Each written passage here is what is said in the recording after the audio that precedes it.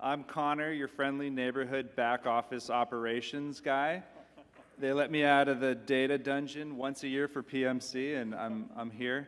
I've been working at APM for the last 15 years, and I've had a hand in every distribution to every social media platform and setting all the rights and policies that we've done. And I'm excited to have a panel around me that sort of explores that social media supply chain from start to finish. We've got music creator, music catalog, brands, legal, and technology up before you today. You know, in the not too distant past, well, actually, first, you know, some of these guys are first-time PMCers, so just to sort of frame the talk, we'd love to get a little information on who is here today and listening. So, by a show of hands, who is a composer out here with us today? All right. Publishers? Okay.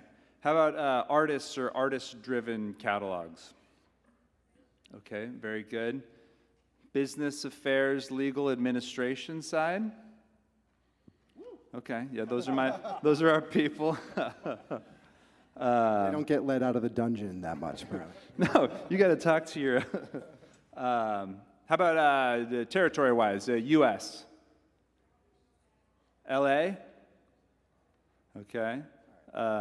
International. Who has made a purchase based on something they saw on social media in the last month? Nice, nice. The algorithm knows me, and it knows what I need. Almost everything I buy is either at Costco or on Instagram. But anyway, in the not-too-distant past, you know, I could license a song to a client to put an ad or a program on traditional media, cable, network, radio, and the ad would go out and play to the public, and you could say that was the end of it. Now, in this world of social media, you know, I can license the same piece of music to a program that, if the distribution channel is YouTube, Instagram, Facebook, TikTok, Vimeo, Twitch, there's the very real possibility that looms of, you know, the client immediately getting an email from YouTube saying that there's copyrighted content in their video and that they're not going to monetize the video being taken down from TikTok or muted on TikTok. Them getting a message from Facebook saying that a PRO 5,000 miles away is claiming 80% of the revenue in just that territory. You know, the video getting taken down from Vimeo or Twitch. So we kind of want to dive into that with our panel, and we're not really going to do intros, but please, as you're answering, let us know who you are and where you're coming from. Let's start with the demand side, from the music side. So, Deborah, why don't we start with you and talk about who are the primary music users on social media today from your perspective? Yeah, so it's really a mixture. We've got a lot of independent creators, but we also have a lot of enterprise brands, a lot of marketing agencies that are doing work for those enterprise brands. And then there's also a lot of people in the brand space that use influencers. So we really try to gauge that when we have clients come to us seeking music and just figure out a little bit more about their individual usage, so we make sure we get them the right license and that they're getting the best deal possible while also giving our artists and composers the best deal possible. Great, great. Justin, how about with you from the brand side? Boy, I agree exactly with what Deborah said, but it's just amazing. Like, before I get started on responding to that, the one thing I'd mention is my brand. This is so core to how we advertise. So we don't do above-the-line advertising or do very little above-the-line advertising, right? So really no commercials, no billboards, no radio. And so how do we get our brand out? It's through social media. It's through content. It's through being relevant in the dialogue now. Okay, so with our brand, who do we use, right? Obviously ambassadors, right? And so with my brand, which is very sports-centric, we utilize our brand ambassadors to put out content. We utilize musicians. We utilize comedians, right? Anyone who's relevant in the moment now is who we're concerned about putting content out with. And we want to make sure that that content, particularly the music, is properly licensed for the use and not in a situation where it's going to get, listed and subject to takedown. So for us, it's really like, okay, who's capturing the energy of the moment now? Is it this team or organization? Is it this individual? Is this influencer? What are they talking about, right? And then we work with those people and make sure those people have the tools, particularly from a sonic perspective, to put out the best content. Are some of those users coming with their own music, or are you matching users with, a specific style in the music that you're choosing? Yeah, it's interesting because it's a little bit of both, right? If we're working with an artist, a musician, obviously using their content, their sonic content, their music is key to it being authentic and organic, right? But we run into situations all the time where we can't clear something in a certain jurisdiction, right? And so you're trying to find a workable solution. And so that's where the people in this room create a ton of value, right? Where we rolled with this in the US, we can't roll with that in Canada. We need something quick, and we need someone who's kind of tied into our brand, our ethos, what we're trying to get done with the project to turn something around on a quick basis. So yeah, it's a little bit of both. Awesome. Jesse, from your perspective, who are the music users? Yeah, I mean, it's very similar for us to what Deborah said, right? We have a mix of individual users who are creating on YouTube and Twitch and TikTok, Instagram, podcasts. I think obviously a lot of enterprise businesses and brands are clients of ours. There's also, I think, a growing small to medium business segment, which is, there's a lot more independent business operators and entrepreneurs, I think, probably than ever in history. And so, especially because of the way that you can use social media platforms to sell directly to consumers. And so I think that's also a growing segment that we are focused on. I'm gonna skip around on my questions a little bit. For specifically that segment, like the small to medium business size users, and I guess any of them, are the music users licensing correctly for their needs, or are there common gaps, education that you're having to do? Yeah, I think there's a huge education component to all of this, right? I think, first of all, the layperson doesn't understand the complexities of music licensing and copyright law, right? So there's that sort of initial education gap. And then when you factor in the different content ID systems on each platform, how they're adjudicated, how you properly license, they all operate independently. There's not a uniform way to do it correctly. So I think you also have to educate on a platform by platform level as well. And so that's why we have a strong business proposition and give people a lot of value, because they know that they can come to one place and it's guaranteed to be licensed correctly, and they don't have to do all the research and the homework and talk to all the different constituents to make it safe for them. Definitely. And Caesar, back to you. I know that can you talk a little bit about the services that you provide for your clients that are trying to post things on social media, what that market looks like? Yeah, absolutely. So at Vobal, we work with all types of clients. I think that what is most relevant to a production music library or a large rights holder would be, knowing what they've been missing in terms of what gets posted online, what parts of their catalogs are being used more than others. I think often, there's blanket licenses that get given to all the users that you guys talked about to, hey, here's 10,000 songs that you can possibly use for your video. And I think there's a huge business intelligence aspect that we can provide to our customers. Say, all right, which of the 10,000 are the most used? Where are they being used? What parts of those songs are being used? What genres are most popular?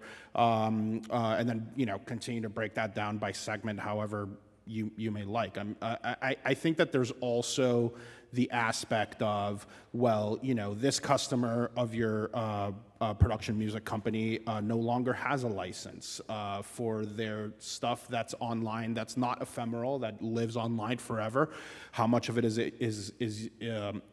it still uses your music? Does that license go on in perpetuity? Should they still be using it? Should you be chasing them to become a client again, or through legal action, whatever, it's up to you. So all of that sort of data is our bread and butter. That's what we provide to our customers, and specifically for production music libraries. I'm interested, maybe coming to you, Justin, from the brand side and from the legal side. When brands collaborate with influencers or creators, where's the line on who clears the rights? Yeah, we're pretty proactive, and so at least in the situations I'm aware of, we've taken the laboring oar on that. Just because, as a practical matter, we're a big pocket. Right? At the end of the day, if a lawsuit is filed, they're going after the biggest pockets. You might have an ambassador or an influencer who has 623 million views, but the balance sheet may not stack up against like a Fortune 500 company, right? And so I think it behooves brands to take an active role. In the media, I've seen people hurt by the fact that they're just like, oh, well, they're going and doing it for us. And brands have gotten hit where their influencers are doing things basically in their name, but not getting the appropriate rights. And so we're very proactive in helping our brand ambassadors get what they need, because at the end of the day, if we don't do it right, it could come back and hurt us. That's actually been a really big emerging part of our business, is we've gotten brands proactively come to us after receiving, let's say, a cease and desist letter, right? Saying, hey, your video that some influencer is that you hired is using our song, and this has kind of created a lot of risk and liability for brands who've come to us to clean up their social media, just to say like, hey, like if this one influencer is doing it, we've, over the years, we've worked with 500 different influencers. Each of them have 10, 15 different channels, that each has thousands of videos. Where else do we have this exposure? And that's something that we're seeing more and more every day. It's starting to, and big brands too, like a Monster, or, that are coming to us saying like, hey, like, we have possibly millions of posts over the last 15, 20 years that may all, in some form or another contain music that now we have exposure over. How do we figure this out? Do you need a replacement library for? Well, we don't have our own library, but I'll give them your email. I know. I think it's interesting, right? The brand safety. It's like a new area of brand safety for companies like Monster and the like. Yeah, and the thing that I'd add is just, be proactive and know what's in your deals, right? So a brand like ours, we're always looking for blanket licenses, right? Obviously, that blanket license is going to be with us, Monster Energy, our company, right, or family of companies. But that license should also extend to the production companies who are helping produce our content, the ambassadors who are doing things for Monster Energy as a spot. Like, you should be verbose in who this exactly is going to, and then getting out ahead of it with that company to make sure these things are safe listed, right? And so I think just really understanding the universe of where that music is going is really key. I think a lot of it stems from the fact that now music isn't just listened to, right? It gets used, right? People are using music every day on TikTok and Instagram and all the different platforms. And so as an individual user, if you're, throwing a Drake track on your family vacation video, you may not understand that there's a different way, a different lens that, your content that you're doing for a brand is perceived and managed. So I think it's created a lot of confusion for people, right? And that's why we all are here to solve it. And I would say even like otherwise sophisticated brands sometimes don't really know the difference between like the commercial library and like the regular user library where I can put a Drake song on my vacation video. And we've seen big names not be sophisticated enough to know the difference. So yeah, you see the headlines, and not to name any names, but clearly, there's branded content out there that's commercial that then this person's suing this brand and their big brands. But yeah, is it safe to say that I guess if it's paid content, it needs to be licensed? And at what point are you just an influencer working on your own, working with someone else that you have to license? I mean, paid or unpaid content, to be honest, we just launched a video recently, right? Unpaid content with a collaborator, and it's like north of 300 million views, right? It's just gone absolutely viral. And if we hadn't taken the appropriate steps for that innocuous, unpaid organic content, like we'd be in a world of hurt, right? And more so, like at the end of the day, you want to be a company that is fair and equitable in making sure that people get paid for what they do, right? Like at the end of the day, the people that we are getting music from, we turn around and we collaborate on this promotion or this project, or they're singing at F1 or motocross or in NASCAR, right? Like you don't want to be a company that is shortchanging your partners. And so I think just taking the time to do it right, even if it's something small as like one-time organic unpaid, social media post is key. Right, Yeah. with the scale, right? It's one organic post that now is seen by more people than You don't any, know any what's television gonna go commercial. viral. Probably. So- Bigger than a Super Bowl, yeah. There's scale that way for sure in terms of a post or a series of posts or a series that goes viral. What we've seen is, and I'll use Monster because you're sitting here as an example, right? Like if Monster, is being sold at a large national retailer, and that large national retailer has a bunch of little stores, and the store in Minnesota is running a sale on Monster Energy drink, and the person at that store films a video for the local Facebook page, and they use a song, right? Sure, you may have never even heard about it at that stage, and maybe unrightfully so, they come after Monster when it's really the retailer, and it creates a lot of issues for brands. Cool. Let's go to the supply side. Deborah, with you first, and then Jesse, to you. Who are your music suppliers? It's artists and composers that really have something to offer in the production music space, and that means music that's current and stays on trends and will meet client demands. Is that writers, composers that are composing music, or artists, indie bands? All of the above. Anyone that has something to contribute and wholly owns their music and can produce quality music.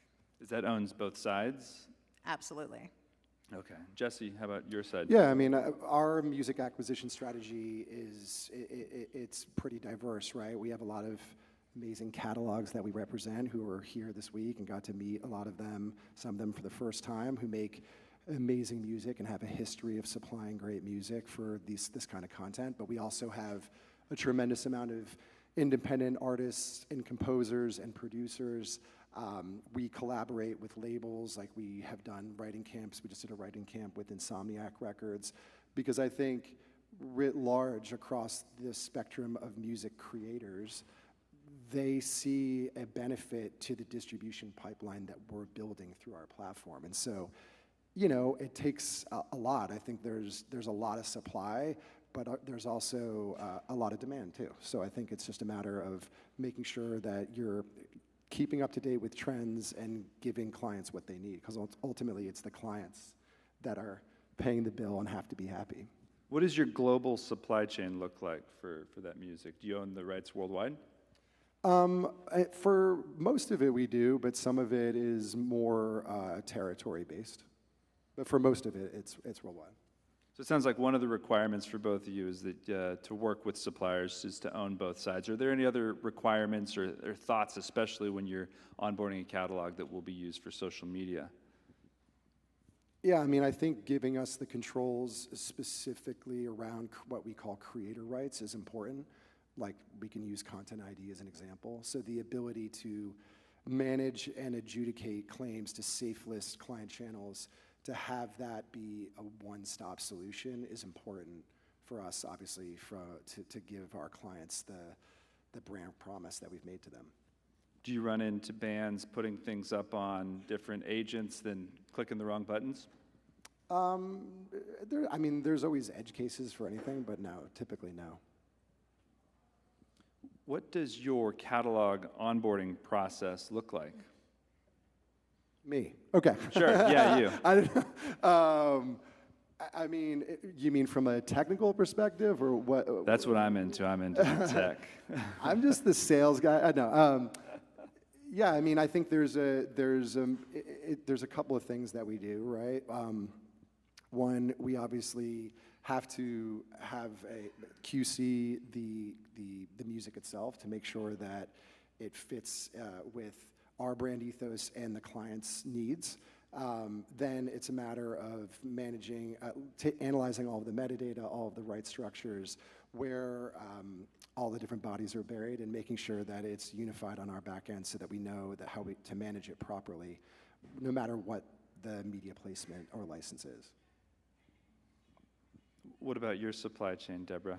It's pretty similar, but from what I've been told from our music team, because this isn't typically what I handle at Audio Network, but usually it's the same thing. They're looking for high quality tracks, wholly owned, and then they'll take that to demo. They'll kind of go through it with our music team and mixes and mastering and all that fun stuff. And then somewhere after that, it gets to marketing and release.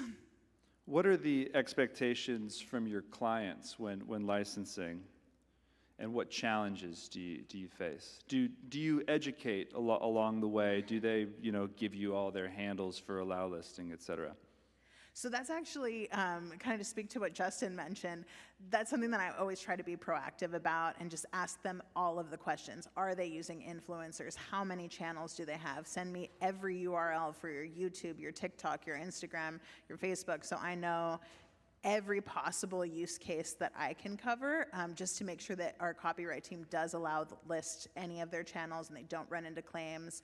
But on the off chance that it happens, we're always pretty quick to handle it because we never want it to be a problem. So that's why we do try to get ahead of it when we can. And it's very rare that we get hit with claims, but when we do, we can usually get them cleared within a couple hours. So. Yeah, I think client onboarding is equally as important as catalog onboarding, right? You Agreed. To for the reasons that Deborah just explained. Yeah, so Justin, you're coming with all your handles every time. Yeah, no, got a lot. client onboarding is really huge. Like, it's interesting being in the position where we're looking at different libraries, right? Whether it's ones coming from the majors or independents or what, the music has to be good, but with these groups, they're fairly professional. The music is pretty good. It's relevant now. It's, okay, you're giving me this Ferrari. Who's going to teach me how to drive it? Do you know what I mean? I mean, it really is key. And the partners that we work with, that is what's so special about them, right? Like, they know every inch of that Ferrari. They are available. They are teaching you things each and every day about that vehicle that you're licensing from them that you don't know. Because at the end of the day, in-house, in a brand, it is you are going from project to project to project. And you need someone to walk in lockstep with you and help you with this tool that, frankly, you'll never have the opportunity to get versed enough to be able to operate proficiently, right? And so I totally agree with what Jesse said on onboarding. Yeah, that's a good point, that a big differentiating factor of your music supplier is their knowledge of the space and how to guide you through. Are there parts of your catalog, Jesse or Deborah, that you wouldn't put out there for social media use for any specific reason?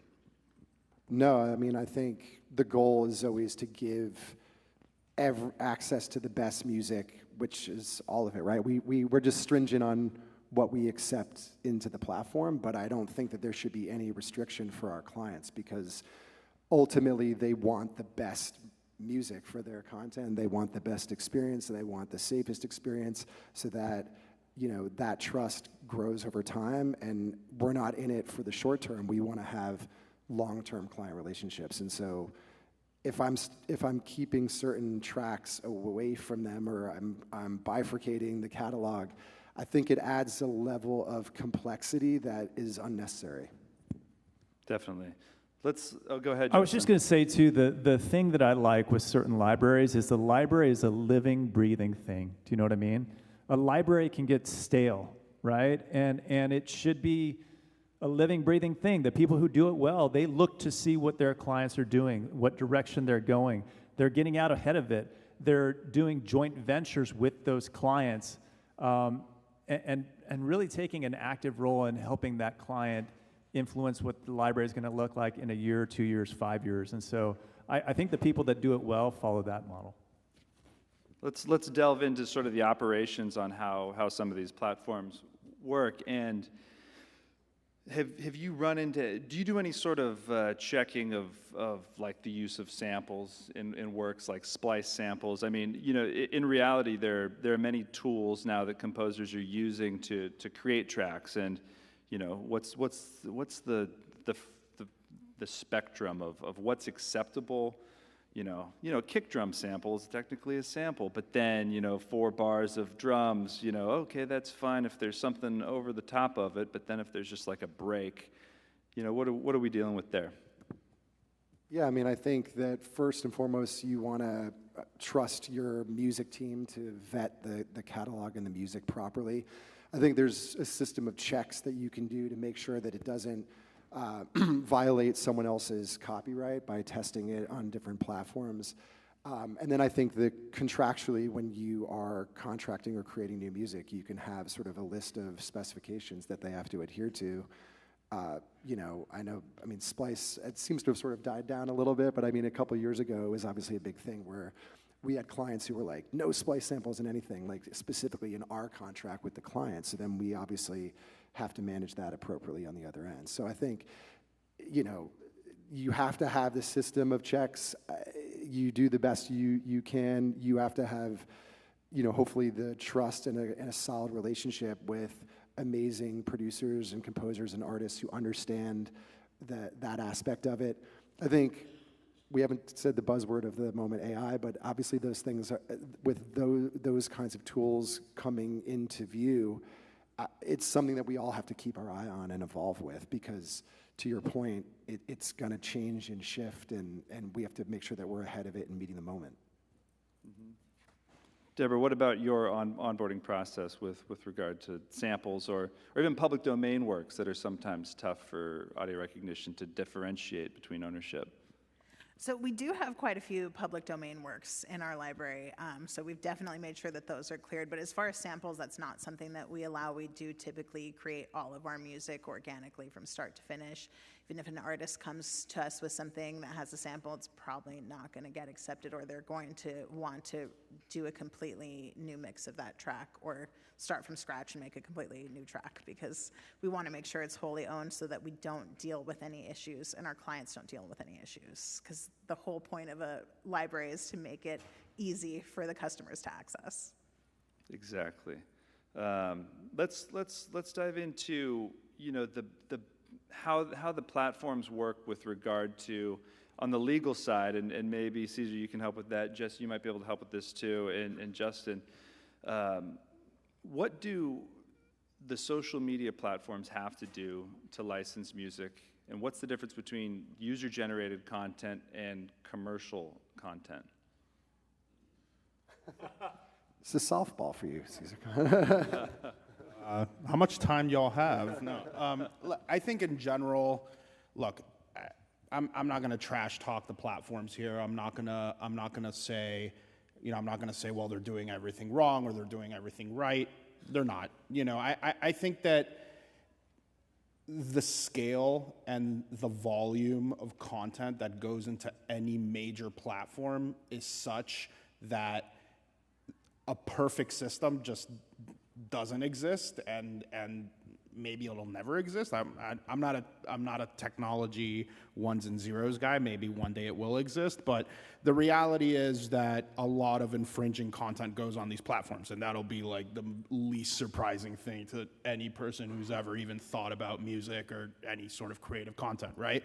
When it comes to licensing content, you know, I think that the platforms do a decent job, and I think that a lot of them do provide, like I was saying before, like commercial catalogs for people to use and for brands to use, right? That they've negotiated monster deals for with labels and publishers and so on and so forth. And the idea is that, you know, those licensing fees eventually like trickle down to the artists themselves. Now, you know, if that is happening in practice at the level that we wish it was happening, I don't know, and I'll venture to say that I don't think so.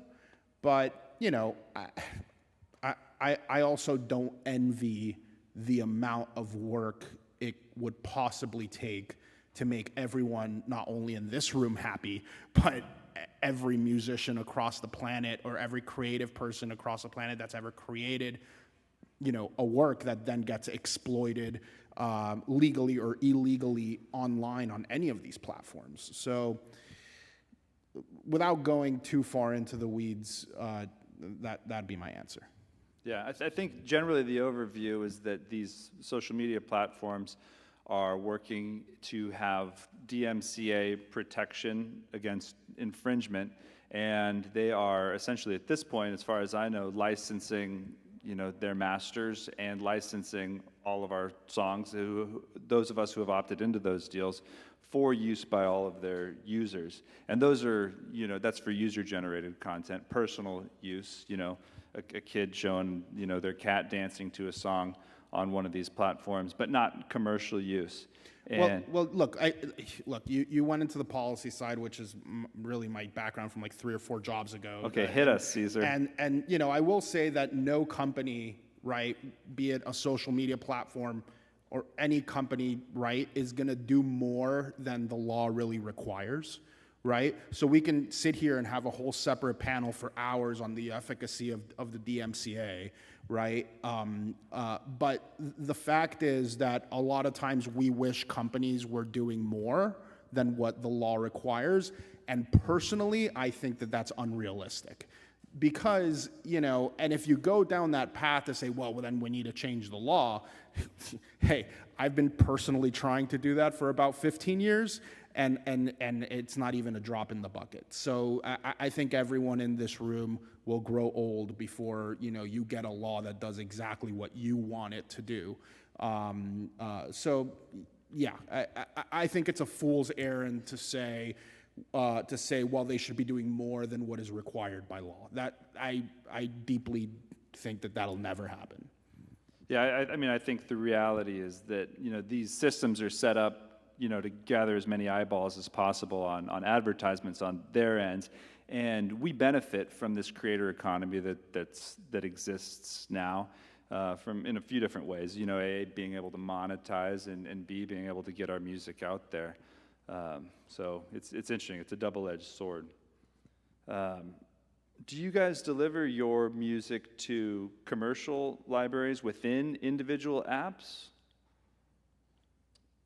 We have in certain instances, yes, where it makes sense for our artists and for the brand, yeah.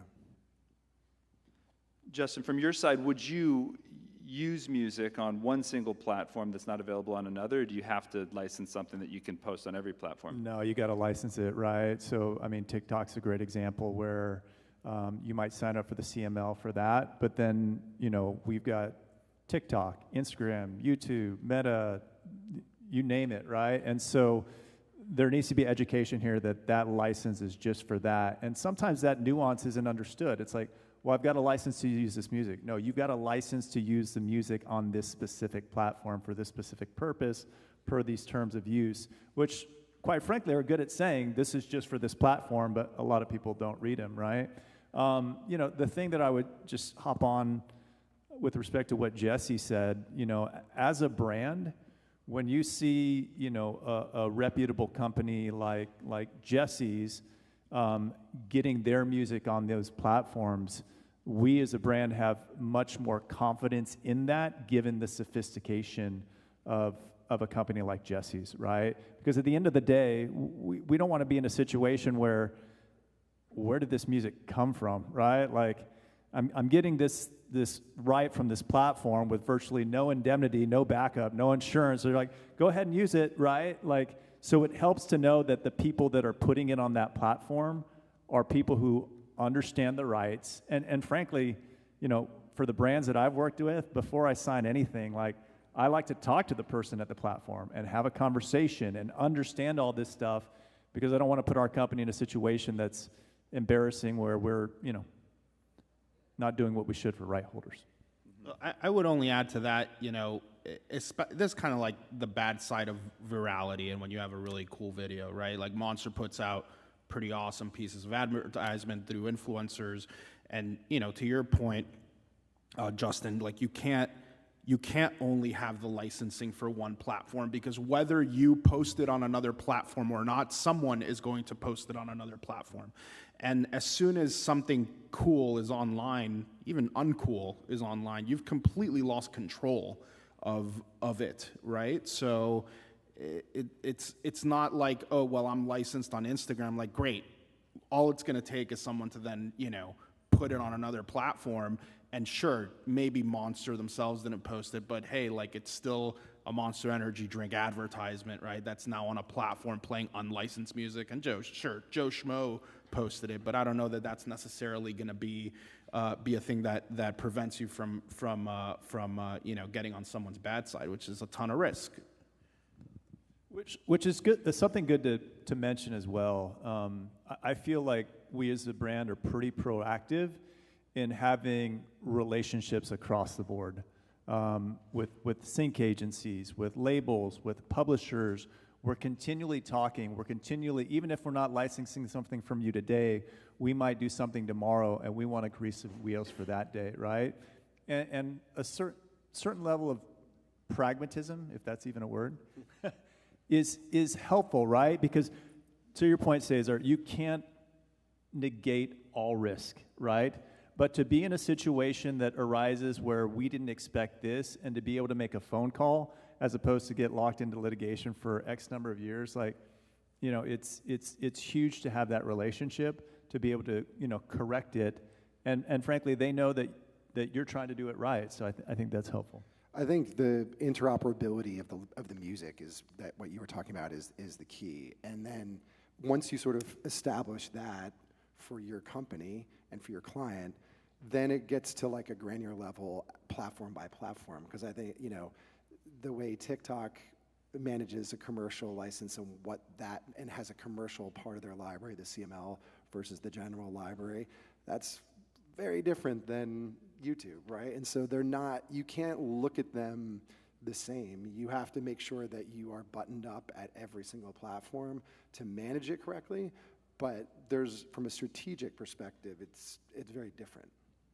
Each is a different animal, a different beast. Do you work directly with some of these platforms, or only? Yeah, I think similar to the ethos of Monster Energy, our view is having first-party direct relationships at the platform level is a key, because for a lot of reasons. One, we want to be a vital partner for them, and so I'm old school. I like to meet in person and shake hands and look someone in the eye. So I think having them know me, know the rest of my team is super important.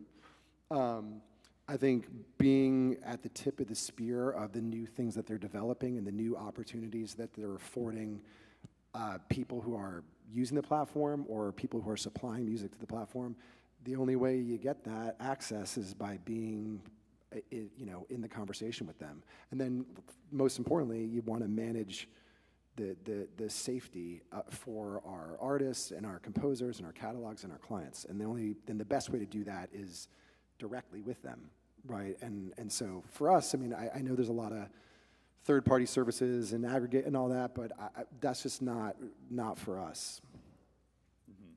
Yeah, each platform has their own audio recognition and their ways that they're working. Cesar, why don't we go to you? What are the opportunities for outside technology, audio recognition, to help with the processes on these platforms?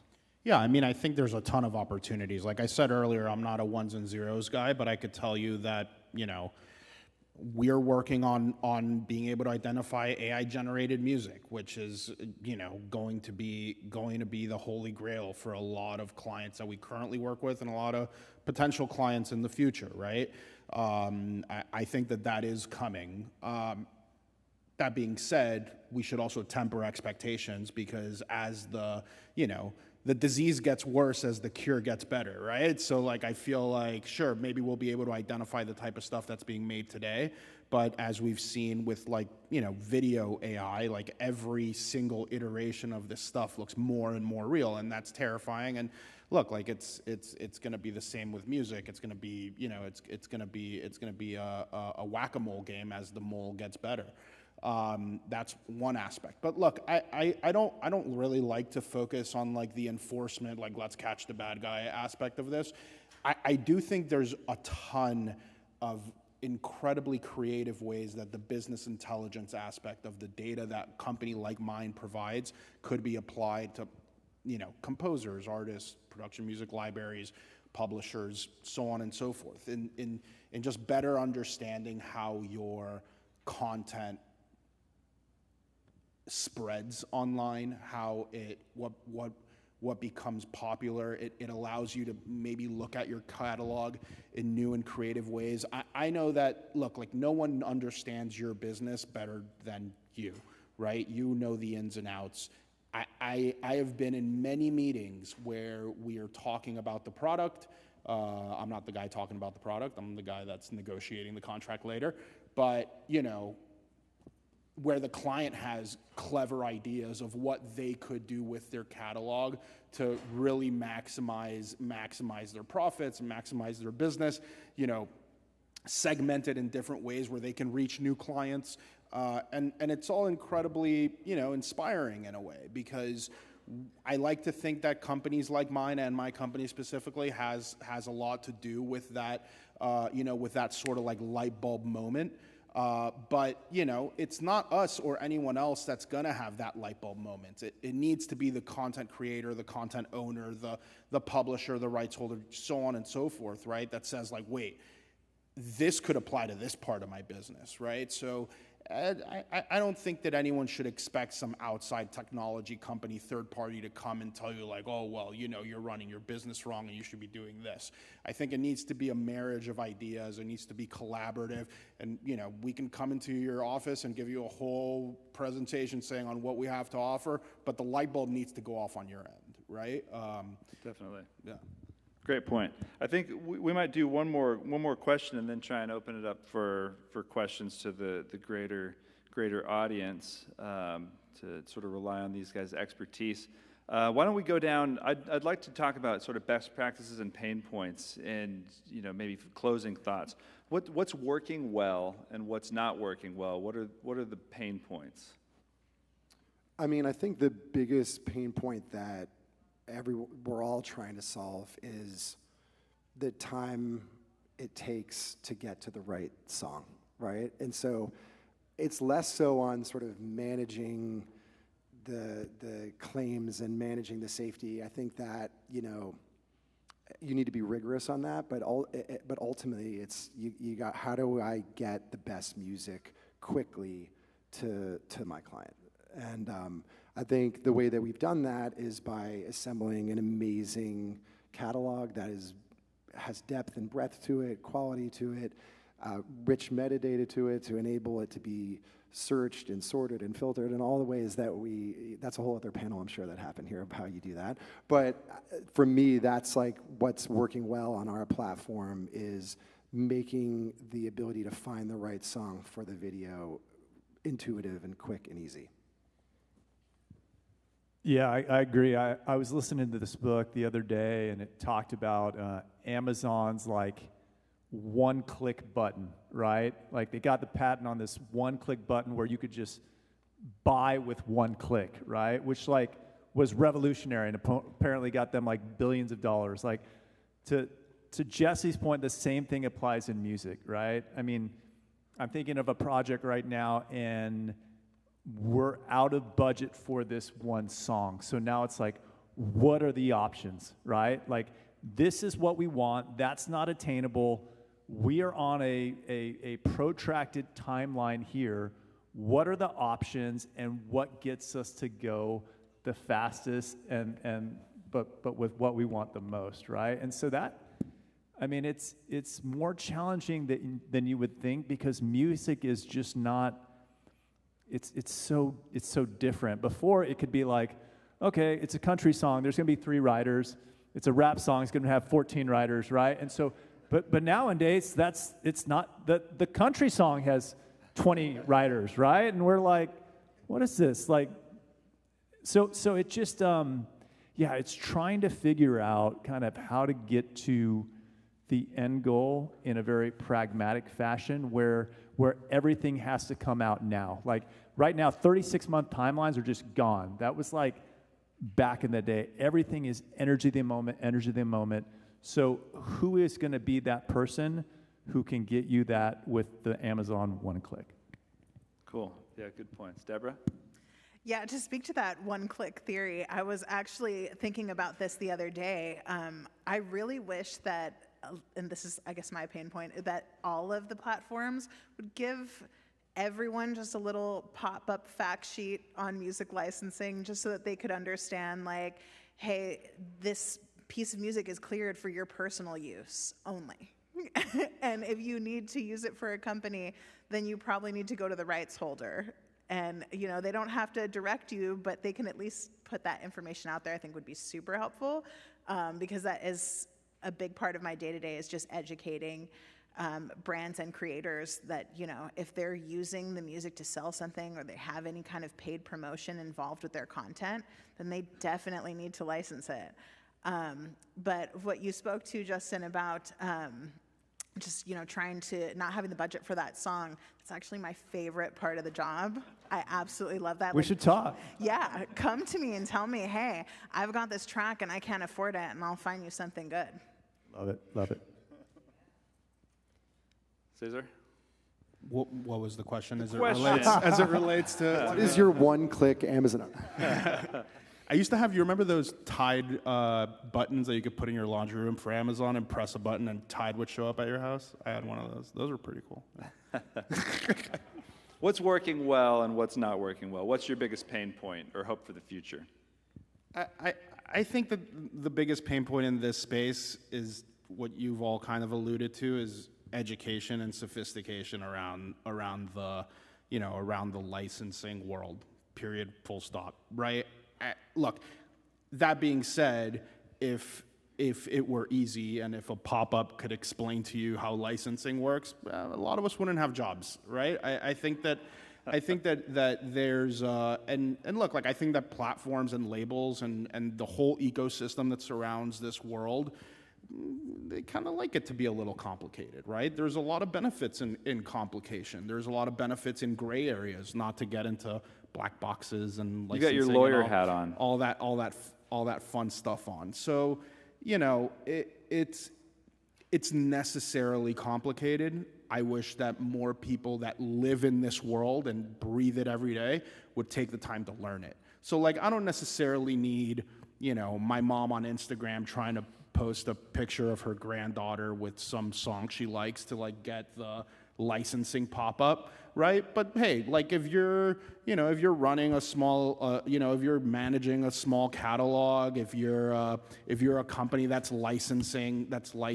music for your commercial posts, you should take some time to learn about it. You know, I think it would behoove you, because it could either be a cheap lesson that takes some time, or it can be a really expensive lesson on the back end. But, you know, I think and on a long enough timeline, everyone gets sued, right? So yeah. Can I add just one thing? Please. Actually, this is really my biggest pet peeve in the content creation community is music is not an afterthought, and I see that sometimes, where you've just spent X hours filming this, and then you're in the editing bay, and then it's going to 5 different people, and they're putting their comments, and then at the very end, you're like, oh, we need some music, right? And it's like, okay, let's use this, right? And you get a master sync license, and no one's even read it. Most of the time, it's not really a true master sync license to begin with, right? And so it's like, music is not an afterthought, right? Like, if we can help, you know, our friends in the content community, like, we are here to work with you from inception to, like, rollout, you know? And if that's the case, if anyone's seen a piece that the audio is hand in hand equally as strong as the visual, it's literally the properties that are franchises that everyone in this room knows. The things that you don't know are where music was an afterthought, and that's where people get in trouble from a content licensing perspective. Hear, hear. Yeah, it's clear we're all here for the music, and the takeaways are that the technology should serve the music and not the other way around. Why don't we open it up for questions? Anyone? Anyone? I have a question, I guess, directed at Jesse. I saw that Slipstream has their 5-alarm catalog up on the TikTok commercial music library. How do the royalties flow if something blows up on TikTok? Is it Sound Exchange, and is it significant, and who pays out those royalties? Well, so good question. Cobalt is our administrator, and so the monies flow from our distributor that we use to get the music into TikTok, and then those monies are then processed by our wonderful admin team and working with Cobalt, and then they flow to the artists or the catalog and the writer.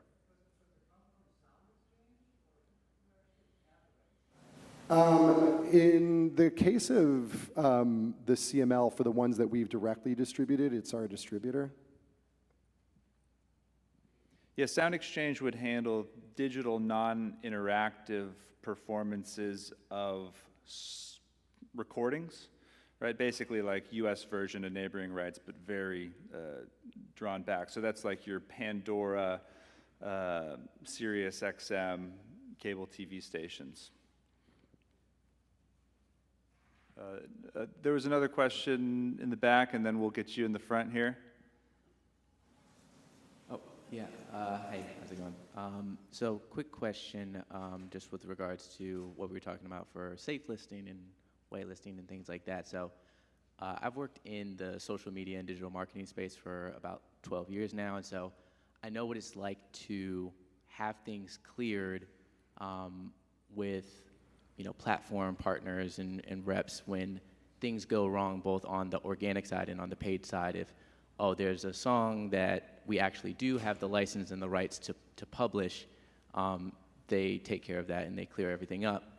But then if I'm not working on, say, like a WME size account, and I'm working on behalf of an independent creator or an independent publisher, even if we have all of the admin rights and we have all of the metadata and we can prove that everything is clear, we send out, some sort of service support request, and it kind of goes into a black box. So what would you say to maybe the independent creators and the independent publishers who don't have Goliath-size support to kind of navigate those loopholes?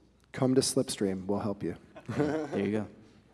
I think, yeah, the source of your music should be responsible and obliged to make sure that it's cleared, and you should go to wherever you're getting the music from. We had one in the front. Yeah, so given that music and digital content is kind of like, it's not a perfect system, how important is it that music creators or catalogs or libraries carry E&O insurance, and how important is it for a brand to feel protected from a financial perspective? And is it more appealing to work with a company that carries E&O insurance, or does it matter at all? It matters. Yeah, I mean, listen, if you're going to put your money where your mouth is, right, that means something, right? Even bigger established companies, they're like, well, we're so-and-so. And I'm like, well, then prove it, right? Like, you're indemnifying me. Put some insurance behind it. Name me as an additional insured, right? And that's just not for the big guys too. It's for the smaller folks as well. Like when I see someone who it's tough for a company like ours to work directly with one composer, right? We usually look for someone to aggregate and get the people that we need together, because it's hard to do onesies and twosies. But when someone is impressive and they've got a $2 million tower or something like that, it's like it makes it easier to say, okay, let's go, right? So absolutely, that's helpful. Hello. Yep. How you doing? I have a track that was from a film I did a while ago and put it out through CD Baby. I'm getting royalties from a YouTube ad. I have no idea where it's being played. I know a lot of it's coming from international. and I'm just wondering, how to find out where it's getting played and where that money's coming from. You can send me an email, and that's what we do. We find exactly where your song or your creative work is playing all across social media. If you can think of a platform anywhere worldwide, we crawl it, we scan it, we pay attention to every public post. I was telling Deborah earlier, we have a repository of every YouTube video ever published. Wow. It's, this goes on forever. You could tell us the date you hit the last note on your piano, and we'll start scanning there, and we'll tell you everywhere it's appeared. And like I said, it's a business intelligence thing too. It could, you could see like, oh yeah, such and such played it, they have a license, and such played it, and they don't have a license. So then maybe you can do something about it.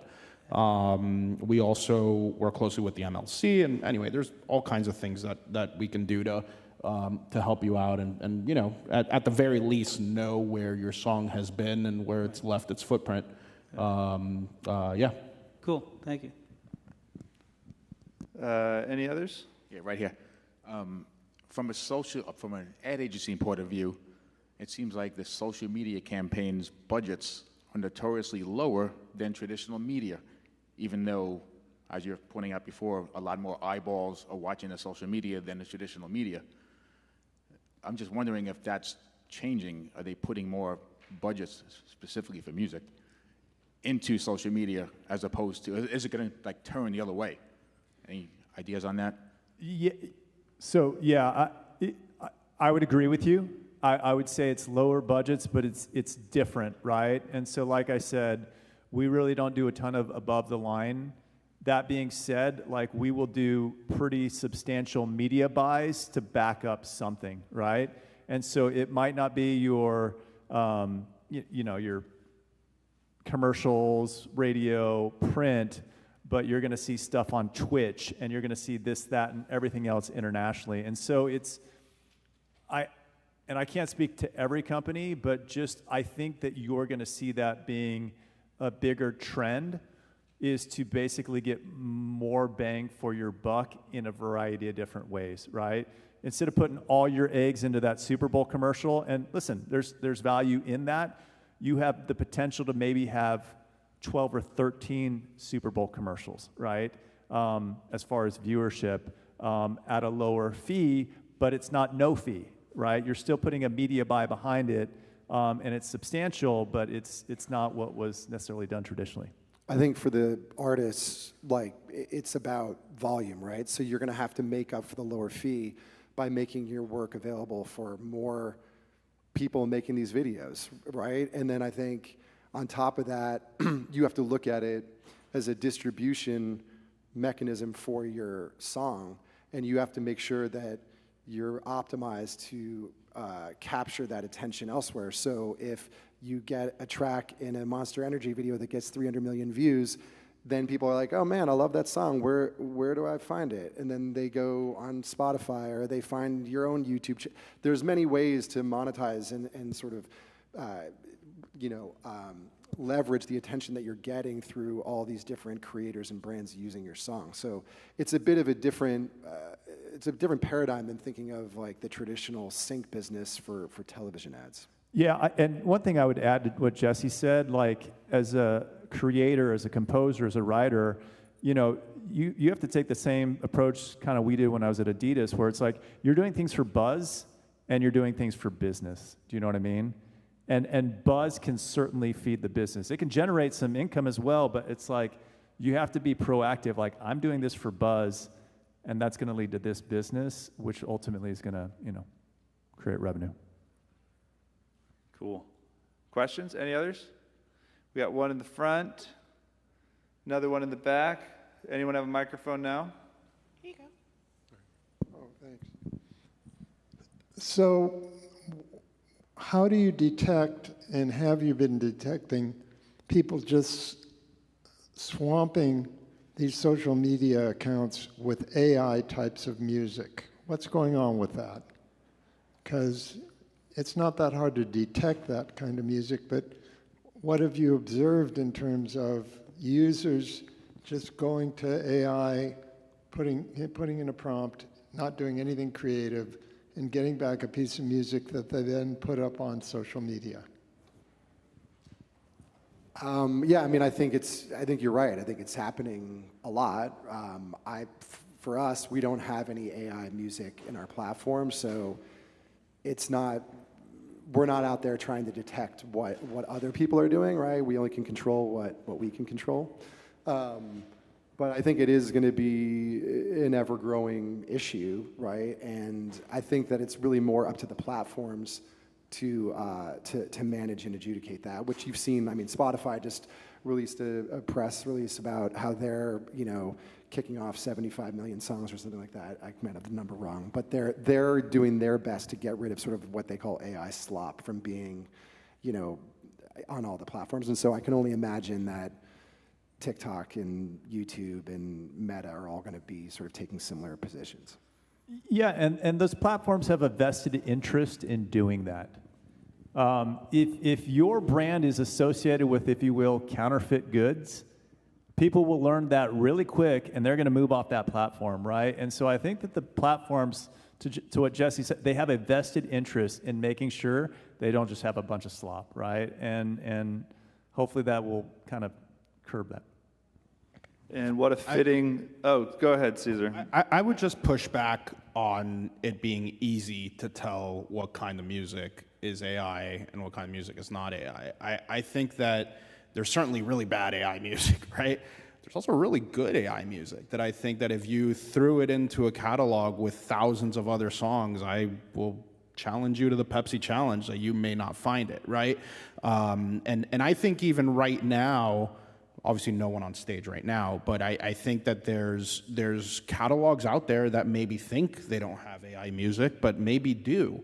And it's only going to get better. I think in terms of detection, we personally look for markers within, I can't tell you the secret sauce because I can't describe the secret sauce, but there's markers that develop over time over like, well, what type of frequency is the snare on all of these AI rock songs? And once you start adding in all of those signals, you can reach a confidence level where you say, oh, this is AI.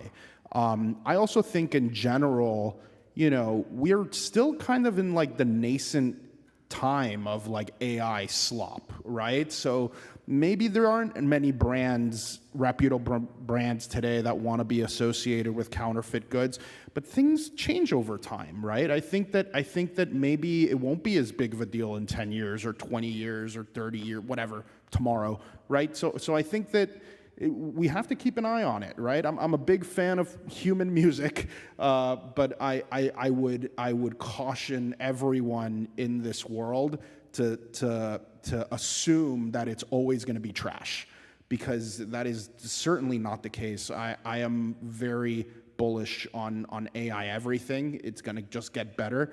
I mean, a couple years ago, AI videos everyone turned into spaghetti for some reason, and that's just not the case anymore, right? And 2 years in technology is many human lifetimes. So I wouldn't push it aside. I wouldn't call it crap. Maybe a lot of it is crap now, but it's not always going to be that way. Yeah.